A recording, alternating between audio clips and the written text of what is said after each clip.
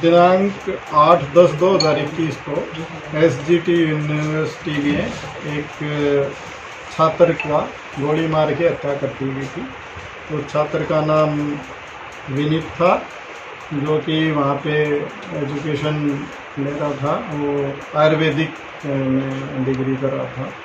और उसी कॉलेज के एक स्टूडेंट द्वारा ये गोली मारी गई थी, जिसका नाम पुनकित है, और इसके खिलाफ FIR दर्ज की गई थी। उसको हमने काफ़ी तलाश करने के बाद आज हमारी क्राइम यूनिट सेक्टर 10 में इंस्पेक्टर विजेंद्र हुड्डा के नेतृत्व में काम करते हुए इसको गिरफ्तार किया है। इसमें उससे पूछताछ की जा रही है और आगे हम उससे पूछताछ के बाद कोर्ट में कल प्रोड्यूस करके और इसका पुलिस रिमांड हासिल करेंगे, और इससे जो भी संबंधित जो हथियार हैं उनकी रिकवरी की कोशिश की जाएगी, और इसके अन्य जो साथी हैं उनके रोल के बारे में और उनके बारे में आगे की इन्वेस्टिगेशन की जाए। शुरुआती पूछताछ में क्या कुछ सामने आया, सब क्या कुछ खुलासा हुआ?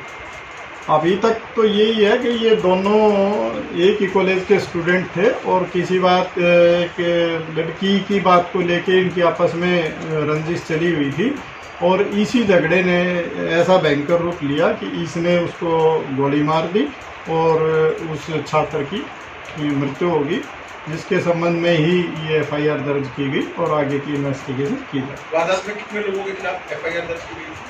वारदात में वहाँ पे 4 अन्य उसमें शामिल हैं, वो भी बाई नेम हैं, उसकी इन्वेस्टिगेशन की जा रही है, और इसमें उनके अलावा भी अगर उनका या उनके अलावा जिसका भी रोल इसमें इन्वेस्टिगेशन में आएगा उसके खिलाफ एक्शन। जिस लड़की की बात कर रहे हैं, क्या उसके खिलाफ भी FIR दर्ज की गई है? उसकी क्या कुछ भूमिका निकलती है सामने? हाँ बिल्कुल, उसके खिलाफ भी FIR में बाई नेम है वो, और अभी उसकी हम जांच कर रहे हैं, और जिसका भी मैंने बताया कानून से ऊपर कोई भी नहीं है, जिसका भी रोल वेरीफाई होगा उसमें, और उसकी हम गिरफ्तारी करेंगे। कंपाउंड में किस तरह से हथियार लेकर आए हैं? क्या कुछ प्री प्लान तरीके से, योजनाबद्ध तरीके से हत्या की वारदात को अंजाम दिया? अभी ये सारी चीज़ें पूछी जा रही हैं, क्योंकि अभी गिरफ्तारी हुई है और इन्वेस्टिगेशन की जा रही है, और इन्वेस्टिगेशन में जैसी पूछताछ में चीज़ें सामने आएंगी वो आपके साथ शेयर की। कहाँ से गिरफ्तारी हुई है?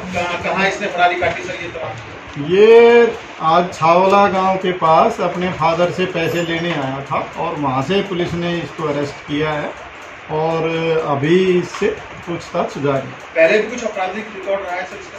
हाँ बिल्कुल, पहले भी ये एक मर्डर के केस में शामिल रहा है।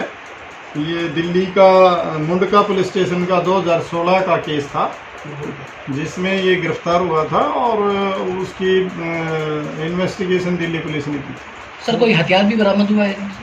अभी तो मैंने आपको बताया कि इसको गिरफ्तार किया गया है और उसकी जानकारी आपको दे रहे हैं, उसके अभी पूछताछ करके, और जो भी इसमें संबंधित जो भी हथियार हैं उनको रिकवर करने की कोशिश की जाए। ये कहीं हत्या करने के बाद बाहर दूसरे प्रदेश में कहीं नहीं, ये हाँ दूसरे प्रदेश तो दिल्ली भी हमारे साथ दूसरा ही प्रदेश है, और ये छित्ता भाग रहा था, और कुछ इसके अपने लोग इसको शरण दे रहे थे।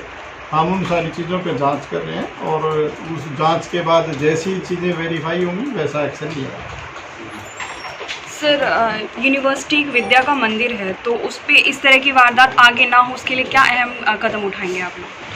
देखिए, उसके लिए पहले भी हमारी तरफ से तो सुरक्षा के पूर्ण इंतजाम थे, और आगे भी हम इस बात को सुनिश्चित करेंगे कि इस तरह का शिक्षण संस्थाओं में ना हो।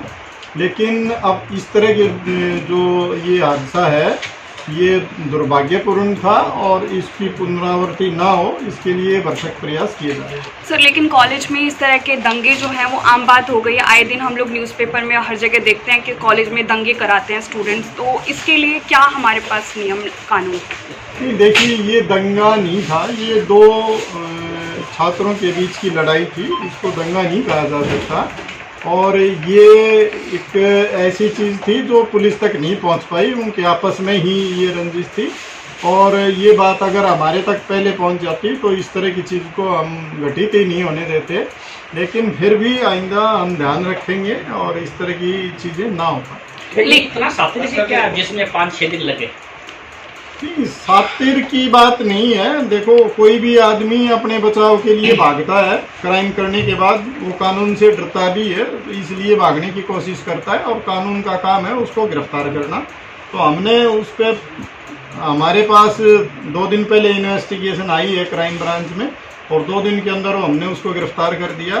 तो ये चीज़ें चलती रहती हैं और कानून में 2 दिन पहले गिरफ्तार हो या 2 दिन बाद गिरफ्तार हो, सज़ा एक जैसी ही मिलती है। Thank you sir.